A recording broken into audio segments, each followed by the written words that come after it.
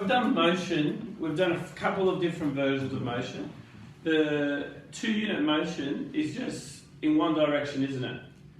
The ball goes up and it goes down on the same path, doesn't it? Or the alternative... It's like Redfern, Surrey Hills University. Okay, so it's really close. That's really close. Also, the 2D one also goes across like this, doesn't it? Something goes that way and then it comes back. Okay, so that's the 2-unit version.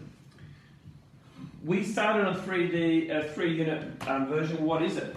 Like the 3-unit one that it doesn't exist in 2-unit? Oscillations? No, there's approximations. Yeah, waves. What's it called? Simple harmonic motion. Simple harmonic motion.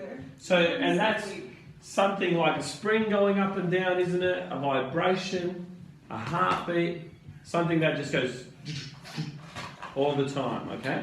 So we did those, so that's motion.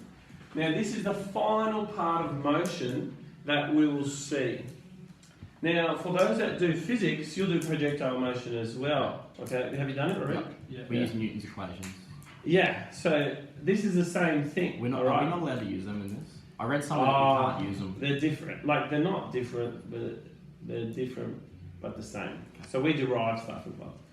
So what it is that we're looking at something in 2D motion, alright? So not just like, so we've only looked at something going up and down, or something that goes like that, oscillates. This is a ball that actually goes across. Is that we're actually, there's a couple of things happening with this ball there. We've got gravity acting on it, don't we? Mm-hmm. Yeah. And then we've got a velocity that happens initially. So when I chuck it, boom, there's a velocity that goes through, isn't there? So that's something that is happening. And it's moving up and across, isn't it? All right, so not just like up or down, it's actually moving like, so when I throw it, like if we're just looking at up and down, there's actually parts of it, it will go up to there, and then back down if we're just looking at the X direction, but it also has this motion that it goes that way as well, so it goes across as well. So we're going to go back to X and Y as we know it. So X is going to be the, what direction that we're looking at? The left, horizontal. Horizontal direction of the motion, isn't it? Horizontal and vertical. And Y will be the vertical. The vertical. So remember with 2D motion we used to put X as in our Y-axis, you know, and it's sort of X like and T.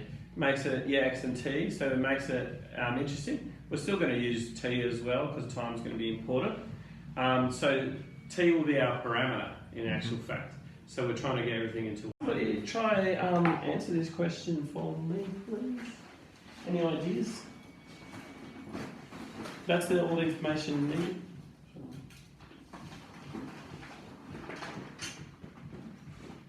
I'm hearing a lot of good suggestions. I'd make a triangle, like a variety triangle. Good. So we have velocity going this way, don't we? Yeah. So is this from your engineering sort of background, you think? Physics? Yeah. So we've got velocity, don't we? We have velocity here, don't we? That's what we've been given. Mm-hmm. We have something else in the information given. What is it? The angle. The angle of inclination is what? 60 degrees. 60 degrees. So if we do a horizontal there, how many degrees is this in? 60. Yeah. 60 degrees. All right.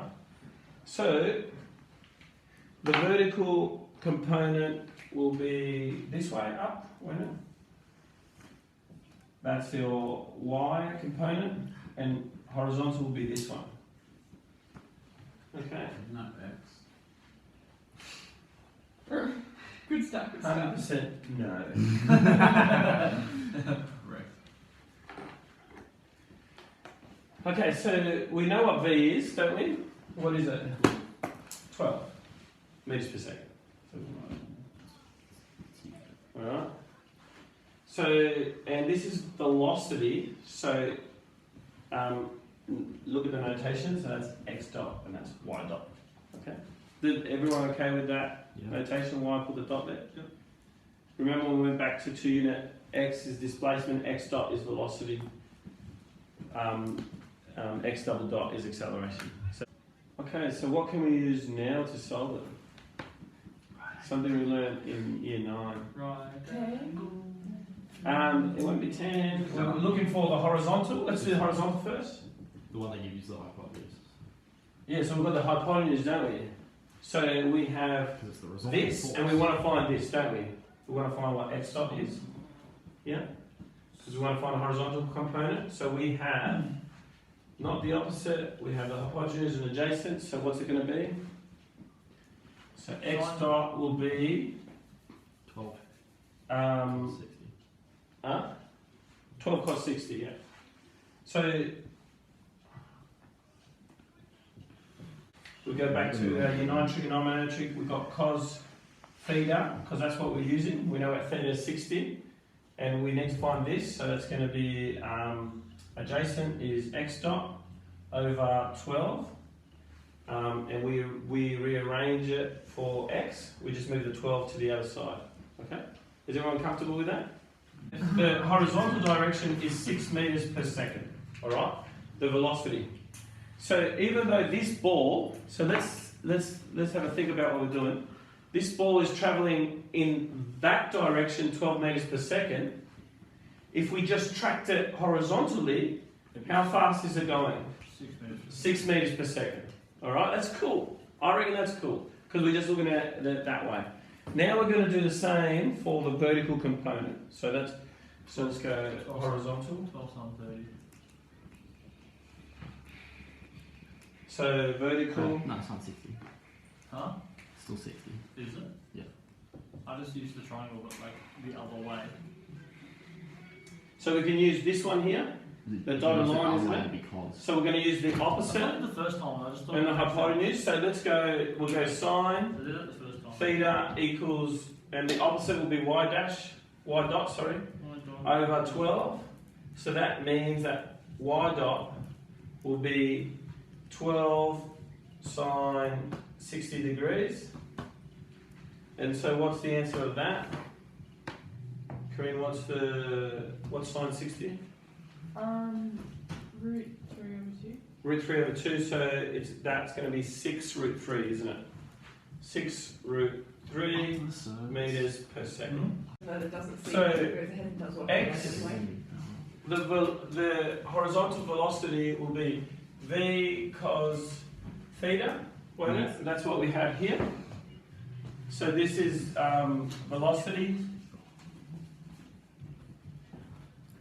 And then in the y direction, it's going to be v what? Sine theta. And because of the reasons that we've just seen, and inclination.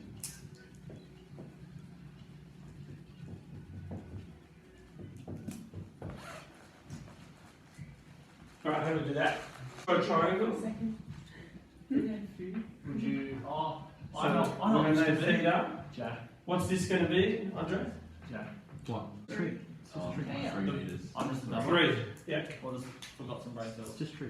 This is 3 because what is it? 3 and then Yeah. 1. Oh yeah, okay. 4. I get it. So what's this going to be? I know. 10 4 theta squared equals plus 3 over squared. 4. Theta This is is the most famous Pythagorean triangle. 5. 3, 4, 5 triangle. 3 squared plus 4 squared, square root of that. Yeah, 3 squared is 9. 4 squared is 16. 16 plus 9 is 25. Square root of 25 is 5. We could say v squared equals x dot squared plus y dot squared. Okay? So it's just Pythagoras, isn't it? Just like what Adam was saying. So that's where we get v from. And how we're going to find the angle of inclination? 10. So we're going to go 10 theta, because we didn't have that before. So tan theta is equal to y dot over x dot, is it? It's 10 theta equals inverse tan of 3 over 4. Can someone put that in? I think it asks for the correct to the nearest degree. So 37 degrees. 37 degrees, and that's the nearest degree. 36 degrees, 52 minutes. So yeah, 37 degrees.